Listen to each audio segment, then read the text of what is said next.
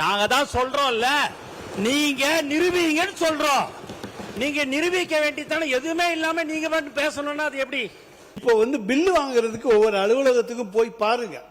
மாண்புமிகு அமைச்சர் அவர்களே, நீங்க ஏதாச்சும் போலீஸ் டிபார்ட்மெண்ட் அது உங்க கையில் இருக்கு பாருங்க. நீர்வளத்துறையிலே 3% கொடுத்தா தான் பில்லுன்னு சொல்லி சொல்றாங்க. பொதுப்பணித்துறையிலே 5% நீர்வளத்துறை அமைச்சர் மாண்பு பேரத்தலைவர் அவர்களே, அவர் ஆதாரத்துடன் சொல்லணும். அது பழைய காலம். அது இந்த காலத்துல ₹1 நாங்க வாங்கணும்னா இந்த இடத்துல நாங்க எங்களை உட்கார வைக்க மாட்டார் எங்களுடைய முதலமைச்சர். அதனால ஆதாரத்துடன் அவர் சொல்லணும்ன்றதை நான் கேட்டுக்கொள்கிறேன்.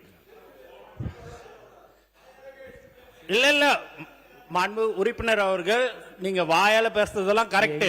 அதெல்லாம் நீங்க உங்களுடைய காலத்துல. நாங்க தான் சொல்றோம்ல, நீங்க நிரூபிங்கன்னு சொல்றோம். நீங்க நிரூபிக்க வேண்டியதானே. எதுவுமே இல்லாம நீங்க மட்டும் பேசணும்னா அது எப்படி?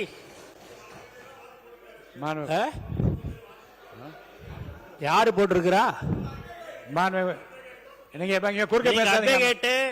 எல்லாரும் போடுறாங்க அப்படின்னாங்கன்னா நீங்க அதை அது ஆதாரத்துடன் நீங்க இருக்குதுன்னா நீங்க நிரூபிங்கன்னு தான் சொல்றோம். நீங்க எதுவுமே நீங்க என்னங்க நீங்க பில்லுக்குன்னு சொல்றீங்க, அதுக்கு இந்த மாதிரி பில்லுக்கு கொடுத்தாங்கன்னு சொல்லுங்க. அது ஏன்னா பழக தோஷமா இருந்திருக்கலாம்னு நான் நினைக்கிறேன்.